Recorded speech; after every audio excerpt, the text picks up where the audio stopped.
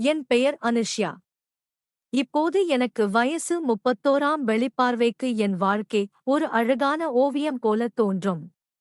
அன்பான கணவர் கார்த்திக், மழலை மாறாத 2 அழகான பிள்ளைகள் என்று ஒரு நிறைவான குடும்ப தலைவியாக நான் வாழ்ந்து வருகிறேன். என் கணவர் கார்த்திக் என் மீது அளவற்ற அன்பும் மரியாதையும் வைத்திருப்பவர். எங்கள் குடும்பத்தின் ஒவ்வொரு அடியிலும் அவர் ஒரு தூணாக நிற்கிறார்.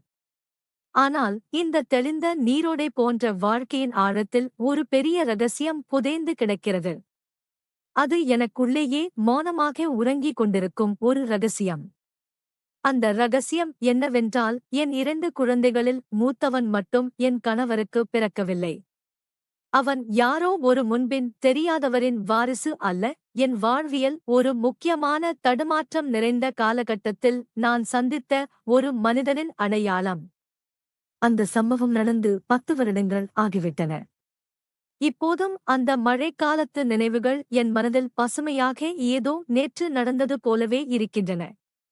சுமார் 10 வருடங்களுக்கு முன் நான் கல்லூரியில் இளங்கலை இறுதி ஆண்டு படித்துக் கொண்டிருந்த நேரம். அப்போது எனக்கு 21 வயது. துள்ளி திரியும் இளமை, எதையும் சாதிக்க வேண்டும் என்கிற வேகம். ஆனால் குடும்ப கட்டுப்பாடுகளுக்கு பயந்த சுபாவம் என ஒரு நடுத்தர வர்க்கத்து பெண்ணாக வளர்ந்தேன். ஒரு நாள் என் அப்பா, அம்மா மற்றும் தம்பி ஆகியோர் சொந்தக்காரர் ஒருவரின் மகள் நிச்சயதார்த்தத்திற்கு மதுரைக்கு செல்ல வேண்டியிருந்தது. எனக்கு செமஸ்டர் தேர்வுகள் நெருங்கிக் கொண்டிருந்ததால் என்னால் அந்த பயணத்தில் கலந்து கொள்ள முடியவில்லை. அனு, நீ மட்டும் வீட்டில தனியா இருக்க வேண்டாம். அது பாதுகாப்பு இல்லை. அதனால பக்கத்து வீட்டு ராஜேந்திரன் மாமா கிட்ட சொல்லி இருக்கோம். இன்னைக்கு ஒரு நைட் மட்டும் அவங்க வீட்லயே தங்கிக்கோ. நாங்க நாளைக்கு மதியம் வந்துருவோமா என்று அம்மா கிளம்பும்போது அக்கறையுடன் சொல்லிவிட்டு சென்றாள். ராஜேந்திரன் மாமாவுக்கு அப்போது சுமார் 45 வயது இருக்கும். நல்ல உயரமான தோற்றம், கருமை கலந்த நிறம் என்றாலும் ஒருவிதமான வசீகரம் அவரிடம் எப்போதும் இருக்கும். அவர் ஒரு ஓய்வு பெற்ற உடற்கல்வி ஆசிரியர் என்பதால் உடல் கட்டுக்கோப்பாக ஒரு இளைஞரைப் போல உறுதியாக இருக்கும். அவர் மனைவி சாந்தி அக்கா அவர்களுக்கு திருமணமாகி 15 வருடங்கள் ஆகியும் குழந்தை பாக்கியம் இல்லை. அம்மா அப்பா கிளம்பியதும் அன்றிரவு நான் அவர் வீட்டுக்கு சென்றேன். ராஜேந்திரன் மாமா வாசலிலேயே நின்று ஏதோ பேப்பர் படித்துக் கொண்டிருந்தார். என்னை பார்த்ததும், வான்னு உள்ள வா அப்பா போன் பண்ணி சொன்னாங்க, பயப்படாம இரு, உன் வீடு மாதிரி தாராளமா நினைச்சுக்க என்று கனிவாக வரவேற்றார். சாப்பிடியானு என்று விசாரித்தார். நான் சாப்பிட்டேன் மாமா என்று சொன்னேன். அவரின் மனைவி சாந்தி அக்காவுக்கு அன்று மாலை முதலே கடும் காய்ச்சல். அதனால் அவள் சீக்கிரமாகவே மாத்திரை போட்டுவிட்டு படுக்கை அறைக்கு சென்று கதவை சாத்திக் கொண்டு ஆழமான தூக்கத்தில் இருந்தாள். ஹாலில் நானும் மாமாவும் மட்டும் இருந்தோம். வெளியே வானம் மேக மூட்டத்துடன் காணப்பட்டது. மெல்ல மெல்ல மழை பெய்யத் தொடங்கியிருந்தது. அந்த அமைதியான சூழலில் மழையின் சத்தம் வீட்டின் மௌனத்தை இன்னும் அதிகப்படுத்தியது. எனக்கு தேர்வுக்கு படிக்க வேண்டும் என்று எண்ணம் இருந்தாலும் ஏனோ அன்று தூக்கம் வரவில்லை.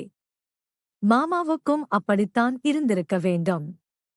நாங்கள் 2 பேரும் சோபாவில் அமர்ந்து பல பொதுவான விஷயங்களை பேசிக் கொண்டிருந்தோம்.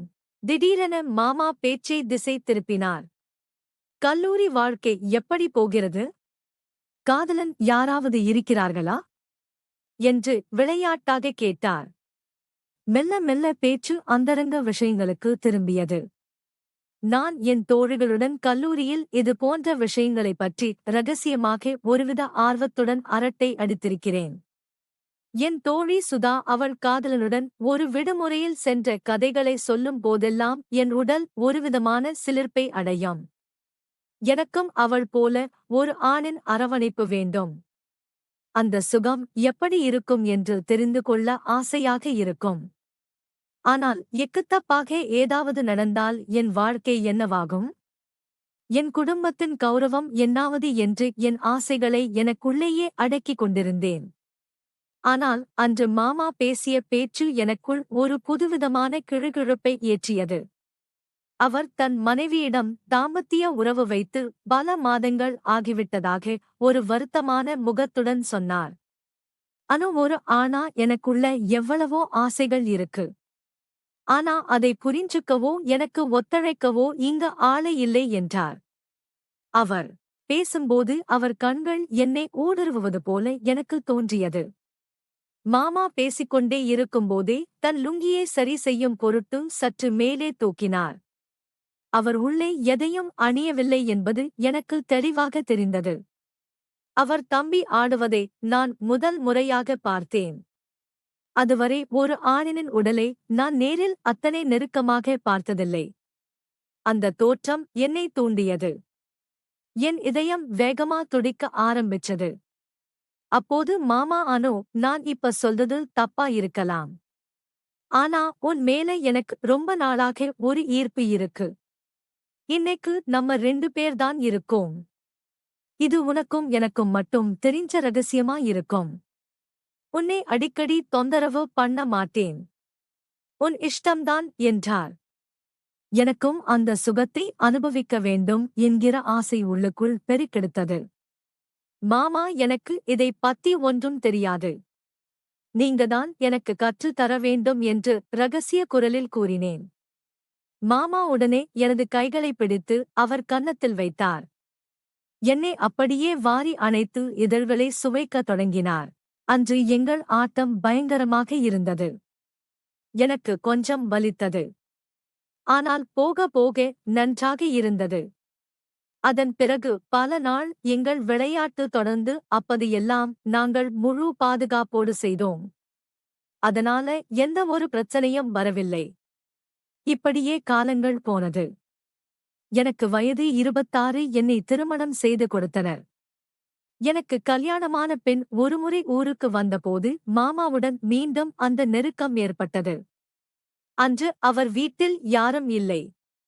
என் வீட்டிலும் என் அப்பாவும் நான் வேலை சென்று விட்டார்கள். என் கணவன் என்னை விட்டு ஆபீஸ்க்கு சென்று விட்டார். ஆபீஸ் இருக்கு. அன்றென்று நான் மட்டும் தனியாக வீட்டில் இருந்தேன். அப்போதுதான் மாமா வீட்டுக்கு சென்று பேசிக் கொண்டிருந்தோம். பிறகு எங்கள் விளையாட்டு மெதுவாக தொடங்கியது. பல நாள் பிரிந்த இந்த இயக்கம் எங்களை நெருக்கமாக வைத்தது.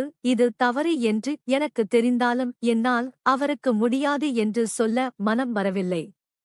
அன்று எந்த பாதுகாப்பும் இல்லாமல் நாங்கள் இணைந்து இருந்தோம். அதன் விளைவுதான் என் மூத்த மகன்.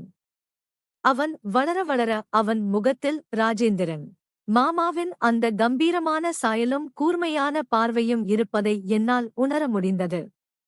அதற்கு பின் மாமாவுக்கு இதய பாதிப்பு ஏற்பட்டதால் அவரால் என்னுடன் பழையபடி நெருக்கமாக இருக்க முடியவில்லை. அப்போது நான் என் கணவர் கார்த்திக்குடன் இணைந்து 2ஆம் முறை கர்ப்பமாகி இன்னொரு குழந்தையை பெற்றெடுத்தேன். அதன் பிறகு மாமா அவர் மனைவியுடன் வேறு ஒரு ஊருக்கு மாறிச் சென்று விட்டார். அதன் பிறகு அவருடன் எனக்கிருந்த தொடர்பு முற்றிலுமாக அறுந்து போனாலும் அவர் என் வயிற்றில் விதைத்துச் சென்ற அந்த வாரிசின் மூலம் இன்னும் என் நினைவில் வாழ்ந்து கொண்டே இருக்கிறார். என் கணவர் என் மூத்த மகனை தன் உயிராக நேசிக்கிறார். ஆனால் உண்மை எனக்கு மட்டுமே தெரிந்த ஒரு மௌன ரகசியம்.